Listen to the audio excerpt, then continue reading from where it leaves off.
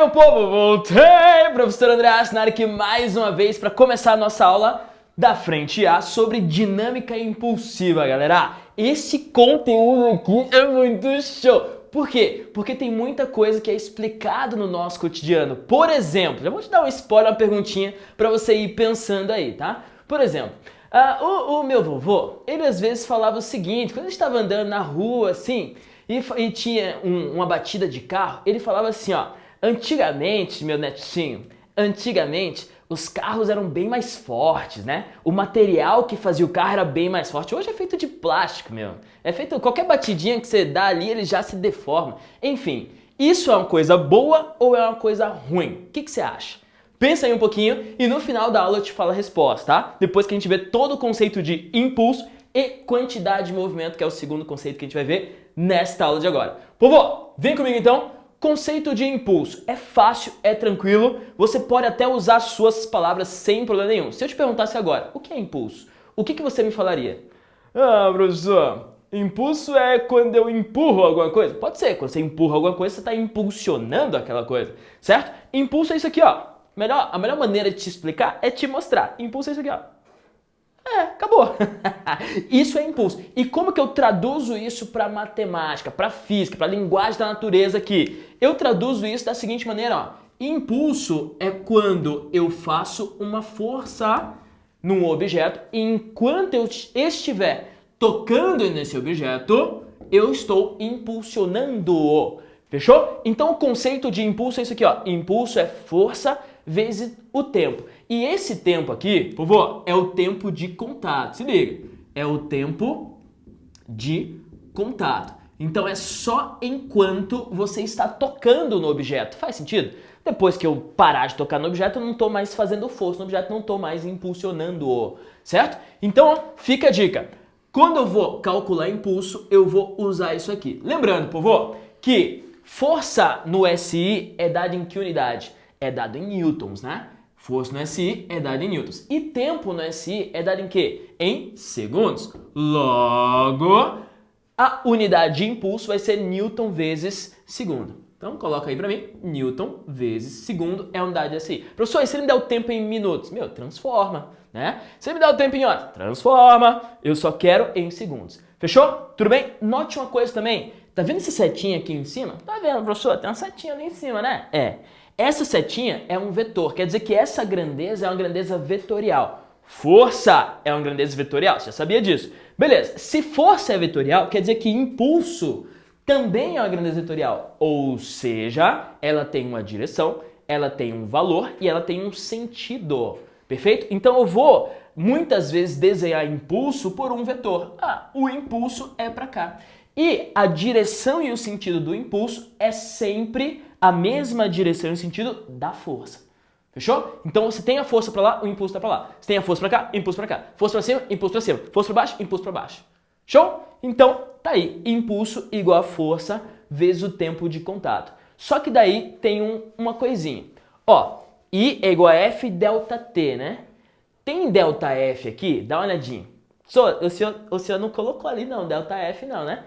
Aqui também não tem delta F, né? O que isso quer dizer? Isso quer dizer, povo, que você só pode usar esta equação quando a força for constante. Sério, professor? Sério.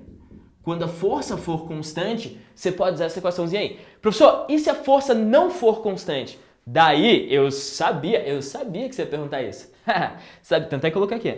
E se a força variar? Que é a tua pergunta, né? Beleza. E se a força não for constante? Se a força não for constante, daí você vai ter que utilizar um gráfico, tá? Um gráficozinho que vai ser o gráfico F por T. Se liga, desenha esse gráfico aí pra mim. F por T, tá? F por T. E eu não vou desenhar esse gráfico aí não, vou desenhar um gráfico mais bonitinho. Ó, sacou? Beleza. E daí ele vai te dar valores nesse gráfico. Se a força não for constante, como está acontecendo nesse trecho, meu, você tem que usar o gráficozinho. E se você fizer a área deste gráfico, a área é numericamente igual ao impulso. Então o que eu vou fazer? Área do gráfico é numericamente igual ao impulso. Perfeito? Então, ó, de novo, se a força for constante, eu posso usar a formulinha IFT sem problema nenhum. Se a força não for constante, daí, meus caros coleguinhas, você vai ter que usar o gráfico. E se você fizer a área desse gráfico, a área do gráfico é numericamente igual ao impulso. Fechou? Tudo bem? Só um detalhe, pode aparecer para você 4 figuras, só relembrando a parte matemática. Pode aparecer um triângulo, como esse aqui, ó, triângulo. Pode aparecer um quadrado, um retângulo ou um trapézio. Trapézio é isso aqui, né? Trapézio. Como que eu faço área de um triângulo? Base vezes altura sobre 2. Como que eu faço área de um quadrado? Base vezes altura. Área de um retângulo? Base vezes altura também. E por último, a área de um trapézio. Como que é? É base maior mais base menor vezes a altura sobre 2. Sucesso? Tudo bem? Então, só para relembrar aí, para você saber fazer a área. Então, povo, o conceito de impulso é muito simples. Impulso é quando você faz uma força no objeto, enquanto você está tocando no objeto, você está impulsionando-o. É só isso, é simples. Calculo desta maneira. Tudo bem? Beleza. Agora, o segundo conceito desta aula é o conceito de quantidade de movimento. Se eu te perguntar assim, eu tenho um caminhão e eu tenho um carro. O caminhão, ele tem uma velocidade de 50 km por hora. Meu, caminhão é tipo de 6 toneladas. Caramba, muito pesado. Ele tem 6 toneladas e ele tem velocidade de 50 km por hora. E aqui está um carro, um Fusquinha 1972, azul marinho. E ele também está na mesma velocidade, 50 km por hora. Então, caminhão a 50, carrinho a 50. Qual você acha intuitivo? Só abre teu coração e me fala. Qual você acha que tem maior quantidade de movimento? O carro ou o caminhão? O que você acha? Resposta. Quem tem maior quantidade de movimento é o caminhão. Por quê? Porque a quantidade de movimento, embora esteja atrelado à velocidade, também está atrelado à massa. Embora os dois estejam à mesma velocidade, cara, é mais difícil você parar o caminhão do que o carro. O estrago se um caminhão bater num muro vai ser bem maior do que um carro. Por quê? Porque tem mais massa. Então, quantidade de movimento é uma grandeza, olha só, uma grandeza física que relaciona a massa e a velocidade. Massa e velocidade. Tanto é que a formulinha de quantidade de movimento é isso aqui, ó. QMV. Olha só, para você memorizar fácil. Quantidade de movimento. Professor. Aqui, ó. Quantidade de movimento. MV, movimento, sacou? Quantidade de movimento é quantidade de movimento. Então, Q, que é quantidade de movimento, é massa vezes a velocidade. Sucesso? Então, o que tiver mais massa vai ter maior quantidade de movimento na mesma velocidade. Então, a situação 2 aqui, ó. Imagine o carrinho. É o mesmo carro, só que um está na velocidade de 20 km por hora, o outro está na velocidade de 120 km por hora. Quem tem maior quantidade de movimento? O segundo, porque vai ter maior velocidade, certo? Então, o primeiro conceito é este e o segundo conceito é este. M vezes V, de velocidade. Massa no SI, povo, é dado em quilômetros, melhor, em quilograma. Ai, quilômetro, nada a ver. Em quilograma. E velocidade vai ser dado em metros por segundo. Logo, a unidade de quantidade de movimento é quilograma vezes metro por segundo, tá? Quilograma vezes metro por segundo. Professor, e se ele me der em grama a unidade? Daí você tem que transformar, certo? Então, olha com carinho para essas duas unidades e me fala, olha só, me fala se eu consigo relacioná-las de alguma maneira. O que você acha? Eu consigo relacionar impulso e quantidade de movimento de alguma maneira? Dá uma olhada. Se você olhar com carinho assim, de coração aberto mesmo, você vê que os dois têm a mesma unidade. Não, professor, isso aqui você falou que era Newton vezes segundo. Lá é quilograma vezes metro por segundo. Nada a ver, prof. Ei, você falou errado aí, prof. Não, cara. Olha com carinho.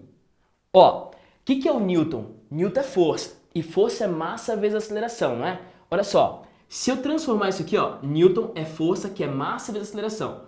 Newton é força que é massa vezes aceleração. Logo, Newton é quilograma vezes metro por segundo ao quadrado. Vou jogar aqui, ó, Newton, quilograma vezes metro por segundo ao quadrado, isso vezes segundo. Essa é a unidade de impulso. Ó, Logo, a unidade de impulso, na real, também é quilograma vezes metro por segundo. As duas têm a mesma unidade. Professor, então tem como relacionar as duas coisas? Tem, meu. E aí que o negócio começa a ficar muito legal. Tem como relacionar as duas coisas. Como, prof? Me fala que eu tô ansioso aqui já. Aqui, ó. Qual que é a quantidade de movimento deste apagador agora? Ah, professor, no meu referencial, ó, o cara sabe física. No meu referencial, o apagador está parado. Show. E agora, ó, eu vou impulsioná-lo. Se liga, vou fazer uma força nele. Quando eu impulsiono, se concorda comigo que eu vario a quantidade de movimento? Então, toda vez que eu impulsiono, ó, é zero. Impulsionei. Agora a quantidade de movimento não é mais zero. Então, toda vez que eu impulsiono alguma coisa, eu vario a quantidade de movimento desta coisa. Esse é o que a gente chama de teorema do impulso. Povo, o que fala o teorema do impulso? Que toda vez que eu impulsiono, ó, alguma coisa, a quantidade de movimento dessa coisa varia. Eu escrevo assim, ó, impulso é igual a variação da quantidade de movimento. Ainda vou colocar o impulso total, o impulso da força resultante, é igual a variação da quantidade de movimento. Fechou? Consegui juntar as duas coisas. Então, agora isso aqui é muito legal porque é o seguinte, olha só, impulso é o que mesmo? É força vezes o tempo. Isso é variação da quantidade de movimento. Olha para isso aí com carinho e vamos discutir a física do nosso cotidiano. Povo, imagine que eu estou num carro e tem um carro que tem airbag e tem outro carro que não tem airbag, certo? Os dois estão vindo a 100 km por hora. Ninguém ganha de ninguém, mesma velocidade. E eis que aparece uma parede na frente e os dois se chocam com a parede. Ai, professor, que trágico. Os dois se chocam com a parede, beleza. Os dois vão de 100 km por hora para 0 km por hora. Confere? Beleza? Quer dizer que a variação da quantidade de movimento dos dois carros é a mesma. Faz sentido o que eu estou falando até aqui? A variação da quantidade de movimento, que é massa vezes velocidade, para os dois carros é a mesma. Só que um tem airbag e o outro não tem airbag. O que isso quer dizer? Quer dizer que quando o que não tem airbag bater, você, por inércia, a tua tendência é ir para frente. E daí você vai bater com a cara no volante assim, ó. Ó, até o óculos caiu. Vai bater com a cara no volante assim, ó, batida seca. O tempo de contato, povo, o tempo de contato é pequenininho. Porque assim, ó, você bate e volta, sacou? Tempo de contato pequenininho. Se isso aqui se mantém constante para os dois carros e em um dos carros o tempo de contato é pequenininho, quer dizer que a força de contato vai ser enorme. Sacou? Então, quando não tem airbag, que você bate lá no volante, pelo tempo de contato ser pequenininho, a força ela fica muito gigantona. Ou seja, você vai se quebrar inteiro. Agora, o que os caras pensaram? Genial. Quem pensou nisso, cara, é simplesmente genial, que é física aplicada. Ó, o que os caras pensou? Vou colocar ali um airbag.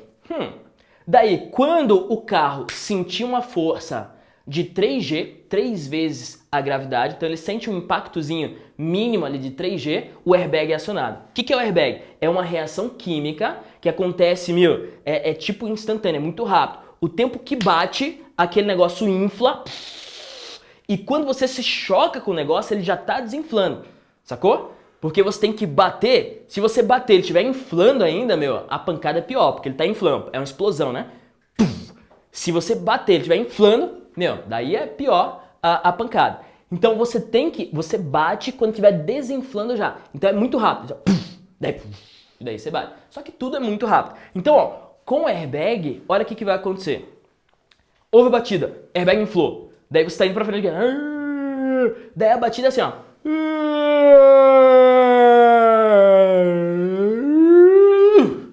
Sacou a ideia? O que aconteceu? O tempo de contato aumentou. E se o tempo de contato aumentou, já que a variação da quantidade de movimento permanece a mesma, a força diminui. Nossa, professor, entendi agora. Então, ó, se o tempo de contato aumenta, a força diminui. Isso é a física por trás do airbag. Olha que legal, cara. E você pode notar que qualquer coisa que tenha de amortecimento, você pega um tênis com amortecedor. Qual que é a ideia? A ideia é você estar correndo na rua e o impacto ele ser amortecido, ou seja, o tempo de contato quando você pisa lá no chão, ele vai fazer assim, ó. o tempo de contato aumenta, a força de impacto diminui, sacou? Sem amortecimento. Olha, tempo de contato pequenininho, força de impacto gigantona. Daí a história do vovô lá. O vovô, ele falava, antigamente os carros eram indestrutíveis, era muito... batia, destruía o muro e não o carro. Qual que é o problema disso aí?